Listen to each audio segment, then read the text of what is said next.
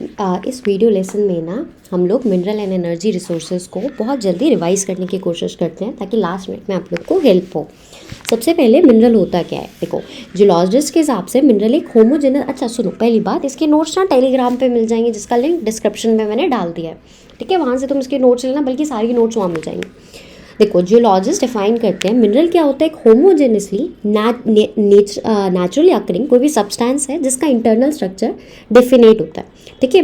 Rock क्या होते हैं, रॉक एग्रीगेशन, मिनरल्स एग्रीगेट होकर रॉक बनाते हैं, ठीक है। कुछ रॉक में एक सिंगल मिनरल होगा, जैसे लाइमस्टोन अपने आप में एक ही मिनरल है, और कुछ रॉक में बहुत सारे मिनरल एक बार में मिल जाते हैं, ठीक है। फिर उसके बाद आता है जब मिनरल पत्थर के साथ मिक्स्ड हो तो उसे ओर कहते हैं, क्या कहते हैं, ओर कहते हैं। जब तुम्हारा मिनरल किसके साथ मिक्स्ड है, रॉक के साथ मिक्स है तो उसको ओर कहते हैं। आगे देखते हैं और किस किस तरीके से तुमको मिनरल मिल जाएंगे। एक पतली पतली वेन्स में मिल जाते हैं, लोड्स में मिल जाते हैं, ठीक है। इग्नियस हो गया, इग्नियस रॉक कैसे बनती थी, लावा के शांत होने से, जब लावा कूल डाउन होता है तो इग्नियस रॉक बनती है। मेटामॉर्फिक रॉक कैसे बनती है, हाई टेम्परेचर प्रेशर इन सब की वेरिएशन से जो रॉक बनती है दैट इज मेटामॉर्फिक रॉक। तो इग्नियस रॉक या मेटामॉर्फिक रॉक के अंदर पतली पतली क्रैक्स आ जाते हैं जहाँ पे मिनरल्स सॉलिडिफाई होकर मिलते हैं, ठीक है। एग्जाम्पल है टिन मिलता है, कॉपर मिलता है, जिंक मिलता है और लेड मिलता है। सेडिमेंट्री रॉक, सेडिमेंट्री छोटे छोटे सेडिमेंट्स जो होते हैं, सेडिमेंट्री रॉक जो लेयर्स, सेडिमेंट्री रॉक की खासियत क्या है, लेयर्स में मिलते हैं, बेड्स में मिलते हैं, ठीक है। रिजल्ट होता है as a result of deposition, accumulation, concentration, ठीक है। डिपोजिट होना, इकट्ठा होना, एक्यूमुलेट होना, और कंसंट्रेशन इन हॉरिजॉन्टल स्ट्राटा, ठीक है। हॉरिजॉन्टली इकट्ठे होते हैं, सेडिमेंट्री रॉक में मिलते हैं। तो पहला क्या था, वेन्स लोड्स में मिलते हैं, सेडिमेंट्री रॉक्स मिलते हैं। वेन लोड से तुम लोग इग्नियस और मेटामॉर्फिक रॉक को याद रखना, सेडिमेंट्री रॉक है हॉरिजॉन्टल स्ट्राटा को याद रखना। अब देखो एग्जाम्पल मस्ट है जिप्सम, पोटाशियम और सॉल्ट। एक और तरीका होता है जिससे तुम लोग को मिनरल मिल जाएंगे, जो कि तीसरा है, सरफेस पे, रॉक के सरफेस पे डिपोजिट हुए भी मिलते हैं, रॉक के सरफेस पे डिपोजिट हुए भी मिलते हैं, एग्जाम्पल है बॉक्साइट। फिर आता है प्लेसर डिपोजिट, प्लेसर डिपोजिट होता है एक पर्टिकुलर जगह पे डिपोजिटेड मिलते हैं, for example gold, silver, platinum, that is an example of प्लेसर deposit, ठीक है। ओशन वाटर में भी मिनरल मिल जाता है, कॉमन सॉल्ट इसका एक एग्जाम्पल है। 5 तरीके देखे हमने जहाँ पे तुम्हें मिनरल मिल जाएगा, इस पे क्वेश्चन भी आ जाता है कभी कभी। वेन्स, लोड, सेडिमेंट्री रॉक, तीसरा होता है तुम्हारा डिपोजिशन सरफेस के ऊपर, चौथा प्लेसर डिपोजिट, और फाइनली तुम्हारा ओशन और वाटर करंट के अंदर। 4 टाइप्स के आयरन ओर है, कौन कौन से, देखो आयरन ओर के 4 टाइप्स होते हैं, मैग्नेटाइट, हेमेटाइट, सार्डालाइट और लिमोनाइट। हमें याद रखने हैं मैग्नेटाइट और हेमेटाइट। मैग्नेटाइट जो होता है सबसे अच्छा होता है, इसके अंदर 70% आयरन कंटेंट होता है, एक्सीलेंट मैग्नेटिक क्वालिटीज़ होती है, specially valuable in electrical industry, और इलेक्ट्रिकल इंडस्ट्री में तो सबसे ज़्यादा मैग्नेटाइट को यूज़ किया जाता है। देन इट्स हेमेटाइट, हेमेटाइट सबसे इंपॉर्टेंट इंडस्ट्रियल आयरन ओर है, ठीक है। इसके अंदर 50 से 60% आयरन कंटेंट होता है, हेमेटाइट में 50 से 60% होता है, तो बेस्ट तो मैग्नेटाइट ही हुआ, फिर हेमेटाइट। आयरन और 2 थे, मैग्नेटाइट, हेमेटाइट। 4 आयरन इंपॉर्टेंट की बेल्ट्स है, बेल्ट्स का मतलब होता है ये वो एरिया है इंडिया में जहाँ पे लगातार तुम्हें डिपॉजिट मिल जाएंगे आयरन के। कहाँ कहाँ, उड़ीसा झारखंड बेल्ट है जिसमें हेमेटाइट ओर मिलता है, दुर्ग बस्तर की बेल्ट है जहाँ पे अगेन हेमेटाइट ओर मिलता है, बेलाडीला रेंज है, और फिर exported to Japan and South Korea. फिर आता है बेलारी, चित्रदुर्ग, चिकमंगलुरु, तुमकुर बेल्ट जो कि कर्नाटका में है। देखो बेलारी, चित्रदुर्ग, चिकमंगलुरु, तुमकुर बेल्ट, थोड़ा सा ऊट पटांग लगेगा तुम लोग को इनिशियली, बट याद कर लेना, ये आ जाता क्वेश्चन। कर्नाटका में यहाँ पे कुद्रेमुख माइंस है, ठीक है, कुद्रेमुख, इसका 100% जो होता है ना एक्सपोर्ट कर दिया जाता है, बाहर भेज दिया जाता है। Then it is Maharashtra Goa belt, जो कि रत्नागिरी डिस्ट्रिक्ट आम के लिए भी फेमस है, और आयरन ओर भी यहाँ पे मिलता है। यहाँ का जो आयरन ओर है, गोवा में एक पोर्ट है मारमगांव पोर्ट, वहाँ से एक्सपोर्ट कर दिया जाता है। Got it. हमने क्या पढ़ा, 2 आयरन ओर के टाइप्स पढ़े, मैग्नेटाइट पढ़ा, हेमेटाइट पढ़ा, 4 बेल्ट पढ़ी, उड़ीसा झारखंड बेल्ट थी एक, दूसरी दुर्ग बस्तर थी, तीसरी बेलारी, चित्रदुर्ग, चिकमंगलुरु बेल्ट थी, और चौथी महाराष्ट्र गोवा की बेल्ट थी। ODBM, ठीक है, ये 4 बेल्ट है। आगे देखते हैं एल्यूमिनियम। एल्यूमिनियम को किससे ऑब्टेन किया जाता है, बॉक्साइट के ओर से किया जाता है। ये एक इंपॉर्टेंट मेटल है क्योंकि इसकी स्ट्रेंथ, देखो ना एल्यूमिनियम से हर चीज़ बनती है ऑलमोस्ट, ये बहुत बढ़िया स्ट्रेंथ है, एक्सट्रीमली लाइट वेट होता है, गुड कंडक्टिविटी होता है, ग्रेट मेलिएबिलिटी, बहुत लाइट सा होता है, मेलिएबल होता है, आराम से तुम इसको एल्यूमिनियम की फॉइल्स बना लेते हो, सोच लो कितना मेलिएबल है। देन यू हैव बॉक्साइट, इसका ही बॉक्साइट, एल्यूमिनियम के अंदर ही बॉक्साइट आ रहा है, उसके बारे में पढ़ते हैं। इसके अंदर बहुत सारा एल्यूमिनियम सिलिकेट होता है। बॉक्साइट का लीडिंग प्रोड्यूसर है उड़ीसा, जो कि 45% टोटल बॉक्साइट को प्रोड्यूस करता है। अदर स्टेट जो बॉक्साइट प्रोड्यूस करते हैं वो है गुजरात, झारखंड, महाराष्ट्र। कौन कौन से? गुजरात, झारखंड एंड महाराष्ट्र। ठीक है। Then next is mica. Mica जो है, मिका को बहुत ज़्यादा यूज़ किया जाता है इलेक्ट्रिकल इंडस्ट्री में। ठीक है।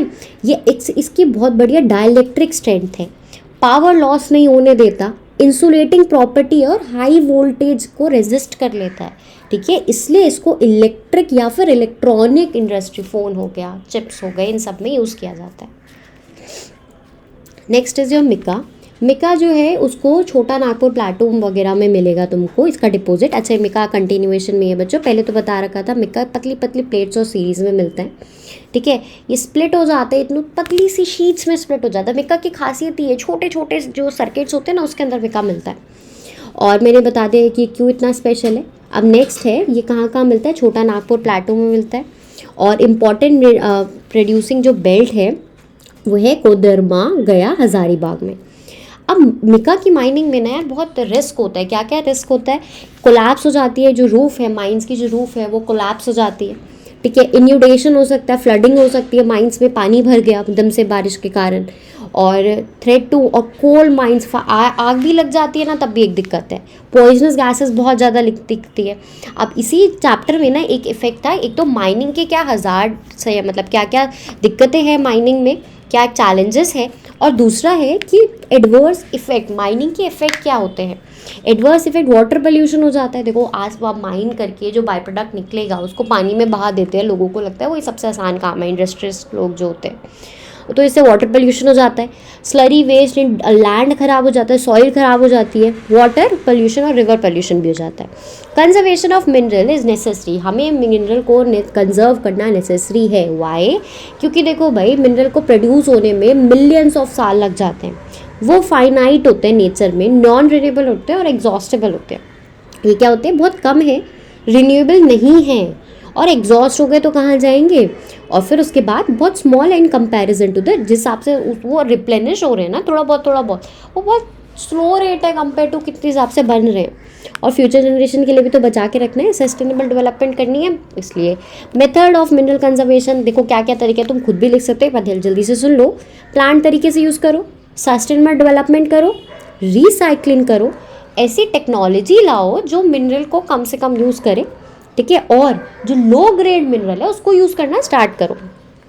कंट्रोल करो एक्सपोर्ट, इतना जो सारा बाहर भेज देते हो उस चीज़ को कंट्रोल करो। अब हम पढ़ते हैं energy resources. Mineral and energy resource था चैप्टर का नाम, एनर्जी रिसोर्स के बारे में पढ़ते हैं। दो प्रकार के एनर्जी रिसोर्स है, एक होता है कन्वेंशनल सोर्स और एक होता है नॉन कन्वेंशनल सोर्स। कन्वेंशनल वो होता है जो हम इतने सालों से यूज़ कर रहे हैं, नॉन कन्वेंशनल वो होता है जो अब हम अभी यूज़ करने लगे हैं। ठीक है। कन्वेंशनल जो जैसे कोल हो गया, पेट्रोल हो गया, नेचुरल गैस हो गया, इलेक्ट्रिसिटी हो गया, ये सब कितने टाइम से यूज़ कर रहे हैं। ठीक है। और नॉन कन्वेंशनल जैसे solar energy, wind energy, geothermal energy, atomic energy, सब नॉन कन्वेंशनल में आता है। Coal as an important source of energy, coal के बारे में देखते हैं कि कैसे ये एक इम्पॉर्टेंट सोर्स ऑफ एनर्जी बना। इंडिया की जितनी भी एनर्जी नीड है, बच्चों बोर तो नहीं हो गए ना, जल्दी जल्दी इसलिए पढ़ा रही हूँ ताकि वीडियो का टाइम कम रहे। ये it provides a sustainable, India की जितनी भी एनर्जी जो थर्मल पावर प्लांट है इसमें कोल का यूज़ किया जाता है। ठीक है। पावर जनरेशन में यूज़ किया जाता है। 67% हमारी कमर्शियल नीड कोल से पूरी होती है, मतलब टोटल जो बिजली का उत्पादन हो रहा है ना उसमें 67% कोल का कॉन्ट्रीब्यूशन है, जो सबसे ज़्यादा है। और इसको आराम से कन्वर्ट कर सकते हैं इलेक्ट्रिसिटी में, गैस में, ऑयल में, इसलिए। ठीक है। कोल एक रॉ मटेरियल की तरह काम करता है।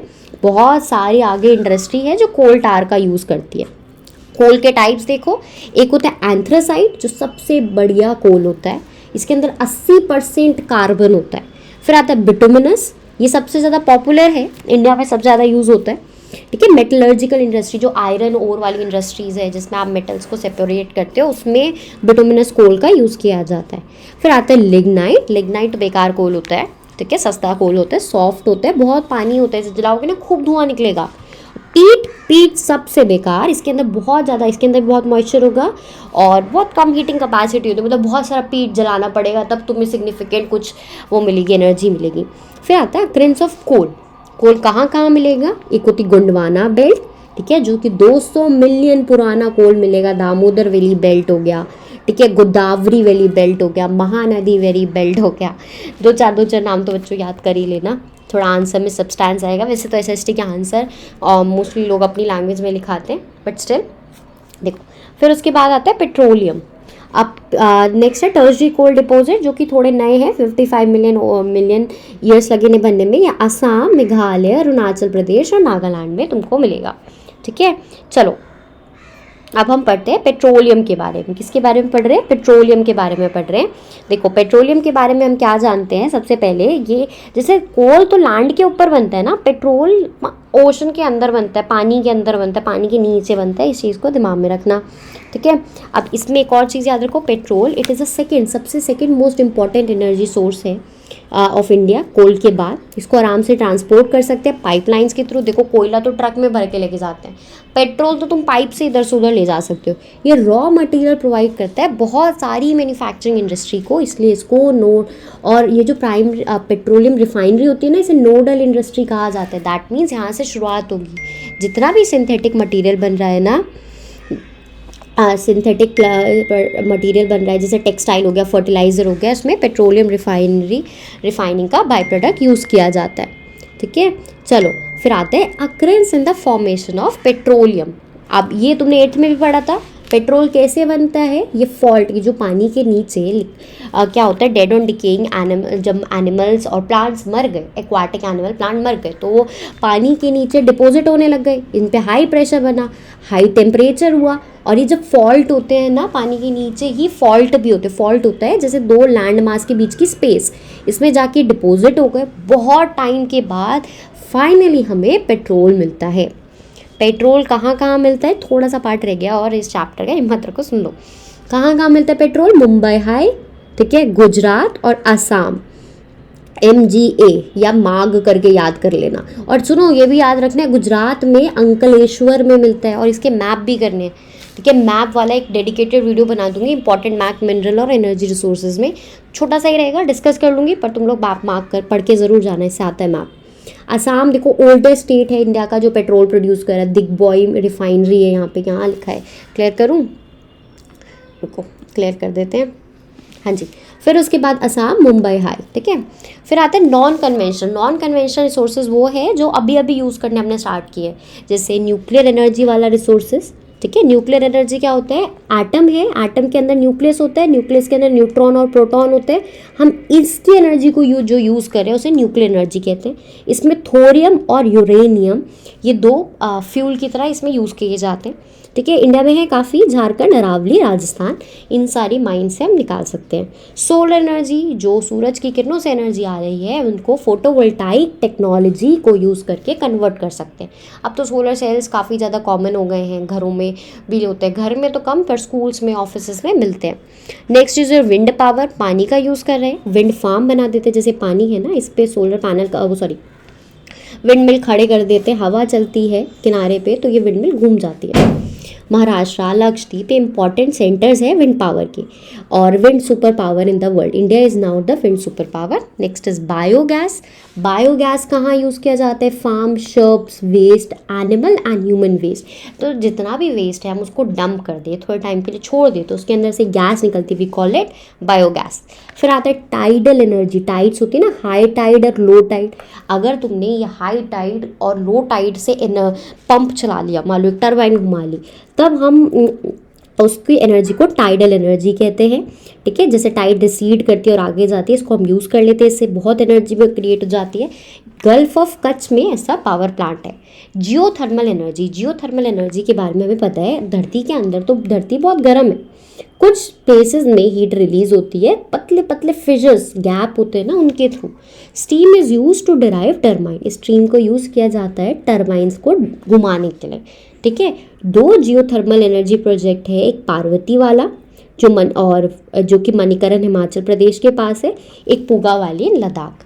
लास्ट पार्ट है बच्चों, एनर्जी की इंपॉर्टेंस क्या है। एनर्जी हर एक्टिविटी के लिए चाहिए, agriculture, industry, transport, commercial needs, सब में तुम्हें एनर्जी चाहिए होती है। पहली बात तो ये।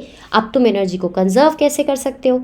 पब्लिक ट्रांसपोर्ट को यूज़ करो, इलेक्ट्रिक डिवाइस बंद कर दो जब ज़रूरत नहीं है, नॉन कन्वेंशनल सोर्सेज का यूज़ करो और गेटिंग नॉन कन्वेंशनल सोर्सेज जैसे सोलर एनर्जी और ये सब, getting the power plant regularly checked, और देखो कोई लीकेज तो नहीं हो रही, मॉडर्न टेक्नोलॉजी लेके आओ। दिस एनसीईआरटी रिवीजन हम नेक्स्ट वीडियो में मिलते हैं, तब तक अपना ध्यान रखना।